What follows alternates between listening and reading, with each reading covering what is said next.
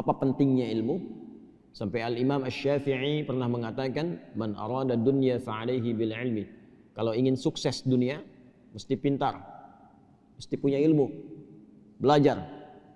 Ya, karena itu pembuka dalam Al-Quran, wahyu pembuka menggunakan kata iqra, baca. Baca itu gerbang pertama pengetahuan. Orang banyak baca, banyak pengetahuan, potensi tinggi mendapatkan peningkatan status kedudukan di dunianya. Makanya coba lihat ya, ukuran materi dunia pun itu ilmu melekat. S1, S2, S3, salary-nya beda kan? Ya, kehormatannya beda kan? Nah, jadi kalau ingin meningkat dunia, kata Imam Asy-Syafi'i, tingkatkan pengetahuan. Dan belajarnya sampai paham. Jangan cuma datang, duduk paling belakang, nggak nanya, ya, terus ujian minjem catatan teman sehari sebelumnya. Ya, sampai paham, sampai mengerti. Sehingga jadi pakar di bidangnya, jangan tanggung. Ya, fikih sekalian, kata Quran fikih sekalian. Quran surah 9 ayat 122. Insan beriman tuh kalau belajar, ya, dia pastikan apa yang dia pelajari paham. Tidak keluar dari ruangan sampai dia mengerti apa yang dipelajari. Liyatafaqahu fid din. Kemudian, wa man arada al-akhirah fa'alaihi bil ilmi. Kalau menginginkan sukses akhirat pun kata Imam Asy-Syafi'i, itu modalnya ilmu juga. Ilmu juga. Ya, bagaimana bisa sholat kalau nggak ada ilmunya? Ya, bagaimana bisa zakat dengan benar kalau nggak tahu ilmunya? Kepada siapa dikeluarkan? Kalau nggak tahu ilmunya, nggak paham cara menunaikan sholat, nggak tahu bilangannya, besok-besok nanti subuh 4 rakaat. Ya, kalau nggak tahu tentang ilmu akidah dengan benar, didoktrin orang, tiba-tiba tembak orang, bom orang, bunuh orang dengan cara yang tidak benar, alih-alih pengen ke surga, masuknya neraka jahanam nggak keluar-keluar. Hati-hati. Wa may yaqtul mu'minan muta'ammida fajazaohu jahannam wa ghadiballahu 'alaihi khalidan fiha wa ghadiballahu 'alaihi wa la'anahu wa 'adda lahu 'adzaban 'azima. Siapa yang sengaja merencanakan pembunuhan dan korbannya ada satu orang beriman saja, satu saja, maka ancamannya, pidana itu ancamannya, ya, neraka jahanam, kekal di dalamnya, nggak keluar-keluar. Allah murka kepadanya, Allah melaknatnya, dan dijanjikan sudah masuk jahanam, siksanya berlipat kata Allah. Jahanam saja sudah nggak kebayang, dan siksanya berlipat. Tergambar nggak tuh? Ya, tergambar nggak tuh? Surah An-Nisa itu, ya, ayat 93 itu sampai dengan 94, itu merencanakan pembunuhan sengaja. Dan saya lihat sekarang, itu kayaknya tidak meresap kepada jiwa-jiwa insan yang mengaku beriman. Hampir tiap hari kelihatan tuh, terdengar, terbaca peristiwa-peristiwa yang sampai saking mudahnya menghilangkan nyawa, padahal ancamannya tinggi. Ya. Bagaimana kalau bukan beriman? Faka'annama qatalan nasa jami'a. Hati-hati. Satu manusia pun itu di sisi Allah kalau sengaja itu terjadi, itu dosanya seakan membunuh semua manusia. Tinggi. Ya. Karena itu biasanya kalau ada satu pasal dalam undang-undang bahkan di kita itu yang ancamannya tinggi, berarti perbuatannya berbahaya. Ya. Coba lihat narkoba itu kan, terorisme dan macam-macam yang lainnya, ancaman pidananya tinggi kan, hukuman mati atau bahkan seumur hidup. Intinya ingin menunjukkan ada perbuatan yang sangat berbahaya, jangan dilakukan. Ya, nah itu sebetulnya sudah fitrah kehidupan. Al-Quran membawa fitrah yang sama, kenapa disoal? Ya, jadi ketika ada hukum misal semacam, kata Allah disampaikan, ini ya, daripada orang mencuri, potong tangannya. Kalau orang mau bunuh, pikir dulu, dikisos nanti dibunuh lagi, ancamannya hukuman mati. Pembunuhan, ya, ancamannya hukuman mati, dikisos tuh hukuman mati ancamannya. Ya, untuk pembunuhan. Kenapa mesti disoal? Kan sama saja dengan logika berpikir dalam konteks hukum manusia. Ya, yang ditetapkan ini menunjukkan bahwa ada perbuatan yang sangat berbahaya, jangan dilakukan. Karena itu spirit Quran yang mengatakan walakum fil qisasi hayatun ya ulil albab. Kalau Anda berpikir bukan masalah menghukumnya, tapi di balik itu ada penjagaan terhadap maslahat kehidupan yang kalau diancam dengan ancaman yang tinggi cenderung memotong orang untuk berbuat yang salah. Jelas ya? Nah, itu ilmu. Karena itu saking tingginya ilmu, hal pertama yang diberikan kepada Adam alaihissalam sebelum turun ke bumi itu bukan harta, bukan kedudukan, tapi ilmu. Quran surah kedua ayat 31, wa 'allama Adamal asma'a kullaha. Dan Allah mengajarkan kepada Adam semua jenis potensi pengetahuan, semua jenis pengetahuan yang menjadikan ia mudah menjalani kehidupan di bumi. Semua diajarkan ilmu. Ya.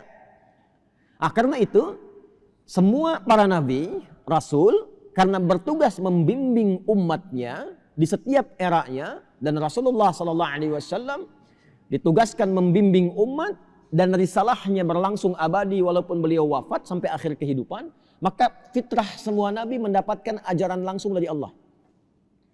Diajarkan langsung. Nah, kita yang bukan nabi, yang bukan rasul, diminta belajar kurikulum nabawi itu yang membimbing kita lewat ilmu-ilmu itu untuk mudah menjalani kehidupan. Orang yang belajar dari ilmu itu disebut dengan muta'allim namanya. Jelas ya? Siapa namanya? Muta'allim. Jadi ketika kita belajar dari ilmu itu disebutnya muta'allim. Kurikulumnya sudah ada. Sumber pertamanya Quran, wahyu tingkat tertinggi. Orang bikin buku cari-cari begini, nulis belum tentu benar. Ini langsung dari Allah nih kurikulum hidup. Detailnya nanti di mana? Di penjelasan Nabi, di hadis. Hadis ini disampaikan lewat lisan, dipraktekkan lewat perilaku, dicontohkan lewat sikap, lewat sifat. Nanti diabadikan dalam perilaku. Ketika jadi perilaku disebut dengan sunnah. Disusun jadi kurikulum oleh para ulama hadis kita. Jadilah kitab. Kitab itu kurikulum hidup. Di cara ngaji itu begini. Cara ngaji itu, lihat peta kurikulumnya secara tematik tuh. Disusun. Ya, yang sering sekali saya sampaikan, ada yang pokok, ada yang furu'. Yang pokok tuh kayak kita toharah, apapun Anda profesinya, mau pejabat, mau diplomat, birokrat, mau rakyat biasa, mau guru, pengajar, teknokrat, arsitek, tetap wudu kan? Ya, tetap sholat kan?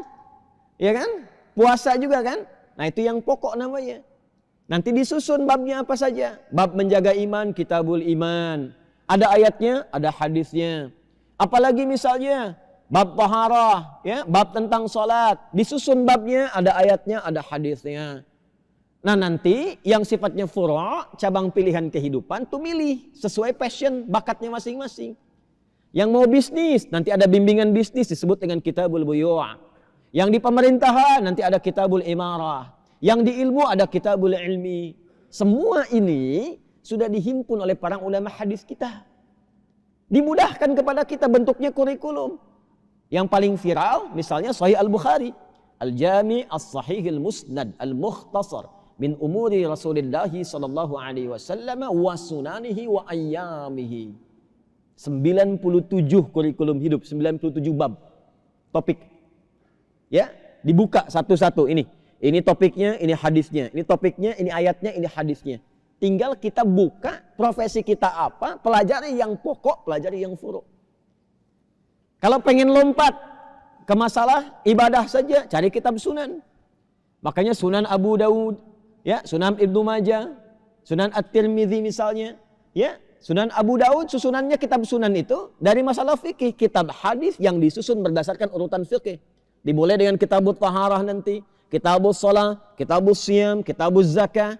Jadi kalau Anda ingin belajar tentang bab salat dengan benar, cari kitab sunan. Kalau pengen teladani orangnya, bagaimana seperti Abu Bakar As-Siddiq, bagaimana seperti Sayyidah Aisyah, bagaimana seperti Ibnu Abbas radhiyallahu taala anhuma, pengen tahu hadis-hadisnya berapa banyak yang dikumpulkan, cari kitab musnad. Ya, seperti Musnad Imam Ahmad. Kalau pengen cari hadis secara acak dari A sampai dengan Z, Hamzah sampai dengan Ya, cari kitab Mu'jam. Ada semua. Nah, kita diminta mempelajari itu dengan sungguh-sungguh, lalu dibawa ke dalam konsep hidup kita, praktekkan dalam hidup. Hasilnya semuanya sukses. Dan itu lintas zaman, lintas dimensi. Coba cek. Nabinya meninggal, sahabat praktekkan, sukses. Sahabat meninggal, tabi'in hidup, sukses tabi'innya. Dibawa ke Iberia, Spanyol, Portugal, jadi peradaban. Lalu belajar dari situ beberapa yang dari barat. Ya, sampai menjelma menjadi kemajuan yang sangat luar biasa, mencerahkan barat. Ya. Dibawa sampai saya dari Harvard kemarin saat di Amerika. Harvard itu asalnya gereja. Gereja asalnya. Dan di situ belajar dari spirit masjid. Di masjid itu dulu bukan hanya fungsi ibadah, orang belajar. Kan kampus pertama di dunia itu, siapa yang bikin? Fatimah binti Muhammad Al-Fihir yang ada di Maghrib di Fes. Itu kampus pertama di muka bumi di dunia ini yang bersumber dari masjid asalnya. Dibikin masjid, melihat kemudian spirit dari Masjid Nabawi yang ada pendidikan dari Nabi di situ di Ahlus Suffah, di copy paste kemudian di Maghrib, dikembangkan. Materinya diperbanyak. Di situ ada matematika, ada fisika, ada kimia, selain tafsir, hadis dan sebagainya. Eropa datang ke situ. Ya, pada belajar ke situ, termasuk utusan-utusan gereja belajar ke situ.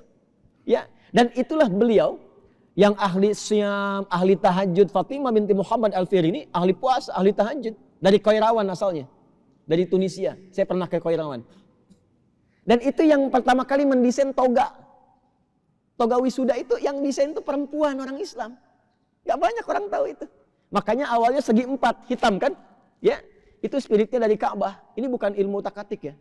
Ini nyata ini, baca. Ya, baca. Baca. Ini asalnya dari Ka'bah, 4 sudut, 4 sisi, warnanya hitam. Maksudnya apa? Sekalipun sudah banyak ilmu, tawadhu, hadapkan dirimu. Fawalli wajhaka syatral masjidil haram. Niatkan ikhlas karena Allah. Ditarik ke kita jadi kopiah. Hitam tuh. Makanya tidak disebut qalansuah. Bahasa Arabnya kan bukan kopiah ini, peci ini. Taj atau qalansuah. Kenapa dibilang kopiah? Dari kata khufyah. Khufyah itu takut tunduk. Kalaupun banyak ilmu tuh menunduk. Jangan sombong.